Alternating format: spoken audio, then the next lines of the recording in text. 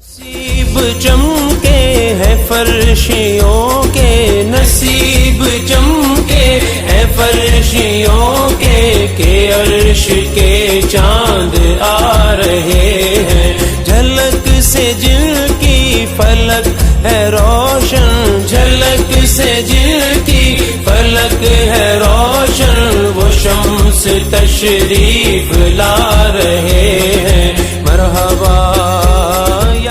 السلام علیکم ناظرین، پروگرام میرے اچھے رسول صلی اللہ علیہ وآلہ وسلم کے ساتھ میں ہوں تحسین ماوا اور میں ہوں فہد مصطفیٰ۔ ناظرین، آج ہم بات کریں گے کہ حلیمہ سعدیہ آپ صلی اللہ علیہ وآلہ وسلم کو وادی بنی سعد کس طرح لے کر آئیں، یہ آج میں اور فہد آپ کو بتائیں گے۔ حلیمہ سعدیہ کے گھر کو فرشتوں نے سجا ڈالا کیونکہ ایک انوکھا مہمان آنے والا ہے۔ ربیع الاول بہار کا حسین موسم کا آغاز ہو چکا تھا۔ وادی بنی سعد کی تمام دائیاں جن کی گودوں میں شیر خوار بچے تھے مکہ جانے کی تیاریوں میں مصروف تھیں۔ کوئی سفر کے انتظام کی تیاری کر رہا تھا، کوئی اپنے کچے گھر میں مٹی کے چولہے پر سفر کے کھانے کی تیاریاں کر رہی تھیں، اور کوئی آدمی جانوروں کے پانی اور چارے کا انتظام کر رہا تھا، اور کوئی بچوں کے کپڑوں کی گٹھری باندھ رہا تھا۔ سب خوشی خوشی مکہ جانے کی تیاریوں میں مشغول تھے۔ جی فہد، آگے آپ ہمیں بتائیں۔ جی، ایک کچے گھر کے کچے صحن میں حلیمہ اپنے بچوں شیما، عبداللہ اور شوہر کے ساتھ بیٹھی تھیں۔ نہ سفر مکہ کی تیاریاں، نہ سفر کی خوشی، نہ نت نئے کھانے، ایک اداس اور بیچارگی سی کیفیت تھی۔ وجہ یہ تھی کہ قحط اور غربت کی وجہ سے فقر و فاقہ نے ڈیرے ڈال رکھے تھے۔ معصوم، عبداللہ، شیما، حلیمہ اور حارث غذا کی کمی کی وجہ سے کمزور ہو چکے تھے، اور حارث کی اونٹنی بھی چارہ نہ ملنے کی وجہ سے کمزور ہو چکی تھی۔ روزی کا ایک اور ذریعہ بھی تھا، وہ یہ کہ قدیم روایات کے مطابق مکہ جا کر رئیس گھرانوں کے بچوں کی پرورش کے لیے انہیں گود لے لیا جائے اور اس کا معاوضہ حاصل کریں۔ حلیمہ اور حارث بھی یہی سوچ رہے تھے، لیکن خوف یہ تھا کہ معاشی بدحالی کی وجہ سے اونٹنی اور خچر کمزور تھے۔ سفر کیسے گزرے گا، کھانا کہاں سے آئے گا، لیکن جانا تو تھا۔ اب تحسین ہمیں آگے بتائیں گی۔ جی بالکل، جانا ضروری تھا۔ اللہ رب العزت نے حلیمہ کی قسمت کو 4 چاند لگانے تھے۔ قافلہ روانہ ہو رہا تھا، مکہ جانے کی تمام تیاریاں مکمل ہو چکی تھیں اور سفر شروع ہو رہا تھا۔ حلیمہ اور ان کے شوہر مجبوراً ہمت کر کے بچوں کے ساتھ اٹھے اور بچوں کو جانوروں پر بٹھایا اور سفر میں شامل ہو گئے۔ عورتوں نے حلیمہ کی اونٹنی کو دیکھ کر مذاق اڑایا اور افسوس کیا، تو مکہ کیسے پہنچ سکے گی؟ تیری اونٹنی دوڑنے تو کیا چلنے کے بھی قابل نہیں ہے۔ حلیم طبیعت حلیمہ کچھ نہ کہہ سکی، خاموش ہو گئی۔ قافلہ تھوڑی ہی دیر میں ان سے بہت آگے نکل گیا تھا اور ان سے بہت پہلے ہی مکہ پہنچ گیا تھا۔ ساری عورتیں مکہ پہنچ کر گلی اور محلوں میں پھیل گئیں۔ امیر گھرانوں کے بچوں کو گود لے لیا۔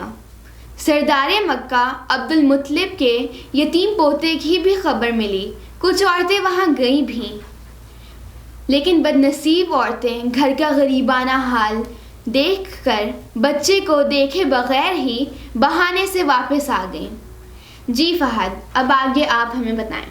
حضرت آمنہ رضی اللہ تعالیٰ عنہا اور حضرت محمد صلی اللہ علیہ وآلہ وسلم کی دیگر رضائی مائیں بھی اس صورتحال سے پریشان تھیں۔ قدیم روایات کے مطابق بہترین صحت اور تربیت کے لیے وہ کسی دایا کی منتظر تھیں۔ حضرت آمنہ رضی اللہ تعالیٰ عنہا ویسے بھی کسی بہت مہذب اور نیک دایا کی منتظر تھیں جو بہت نفیس طبیعت کی مالک ہو، جس پر وہ اپنے لال کے لیے مکمل بھروسہ کر سکیں۔ اب تک جتنی بھی دایاں آئیں وہ اپنی باتیں اور اپنے انداز سے لالچی نظر آئیں۔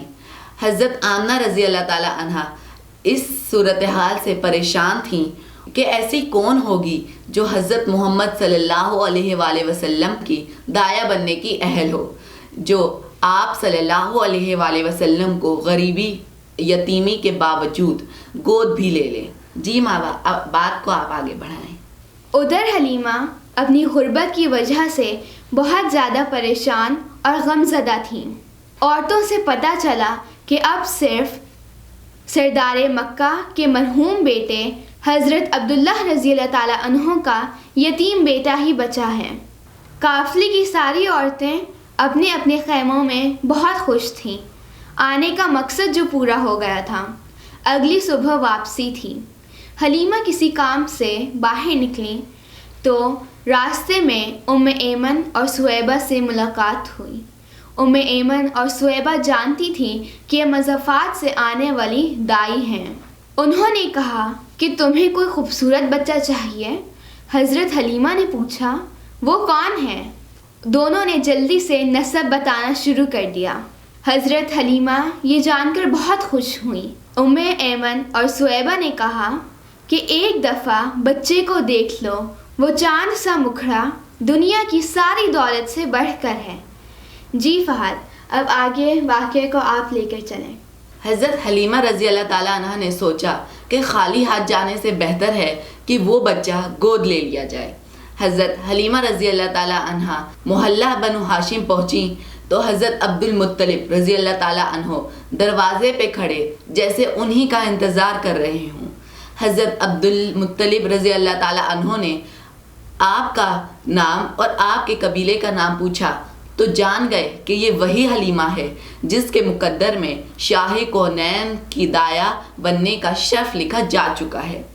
آپ نے بڑی خوش دلی سے ان کا استقبال کیا اور کہا، قدرت کا شاہکار بے مثال بچہ ہے، اندر جاؤ، برکتوں اور سعادتوں کو اپنی باہوں میں سمیٹ لو جو تمہاری منتظر ہیں۔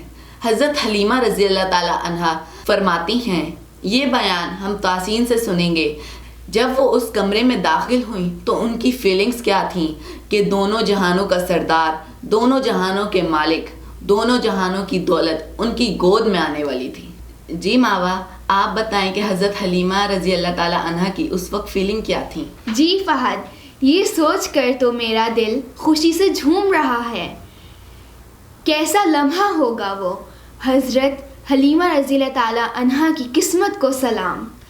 ناظرین، آپ بھی اور فہد آپ بھی غور سے سنیں، اس لمحے کو تصور کریں اور محسوس کریں۔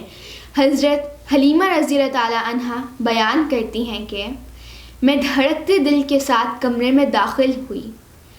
خوشبو کے جھونکوں نے میرا استقبال کیا۔ میں دلاویز خوشبو سے محصور و بے خود ہو گئی۔ دل کو سنبھالا، آگے بڑھی۔ میں نے دیکھا کہ سبز ریشمی بستر میں سفید شفاف روئی کا لباس پہنے کونین کا شہزادہ سویا ہوا ہے۔ میں آگے بڑھی، عقیدت نے پاؤں پکڑ لیے اس ڈر سے کہ وہ جاگ نہ جائیں۔ نرمی سے سینہ اقدس پر ہاتھ رکھا۔ وہ جو سو رہے تھے مسکرا پڑے، سرمگی آنکھیں کھول دیں۔ میں نے دیکھا کہ ان حسین آنکھوں میں سے نور کا ایک شعلہ نکلا اور پرواز کرتا ہوا آسمان میں جذب ہو گیا۔ اب مزید صبر کی تاب نہ رہی، بے اختیار آگے بڑھی اور کائنات کے حسن کو اپنے بازوؤں میں سمیٹ لیا۔ چاہتوں کا سمندر میرے اندر سما گیا۔ با خدا ایسا حسن و جمال اور روب و جلال آج تک میں نے کسی بچے میں نہ دیکھا تھا۔ فرتی محبت میں نے پیشانی کو بوسہ دیا اور سینے سے لگا لیا۔ جی فہد، اب آگے آپ بتائیں ہمیں۔ سبحان اللہ، یہ سن کر تو ایسا محسوس ہو رہا ہے کہ ہم اس دور میں پہنچ گئے ہوں۔ ناظرین، آپ صلی اللہ علیہ وآلہ وسلم کی والدہ ماجدہ نے شہزادہ کونین کو حضرت حلیمہ رضی اللہ تعالیٰ عنہ کے سپرد کر دیا اور کہا، حلیمہ، تمہیں اس بچے کی دایا بننے پر مبارکباد ہو۔ کیونکہ یہ میرا بچہ بڑی شان والا ہے، بڑی برکت والا ہے اور دونوں جہانوں کا سلطان ہے۔ حضرت حلیمہ رضی اللہ تعالیٰ عنہ نے آپ صلی اللہ علیہ وآلہ وسلم کو گود میں لیا اور حضرت آمنہ رضی اللہ تعالیٰ عنہ سے اجازت طلب کی، اور حضرت آمنہ رضی اللہ تعالیٰ عنہ نے اپنے شہزادے کو دعاؤں میں رخصت کیا۔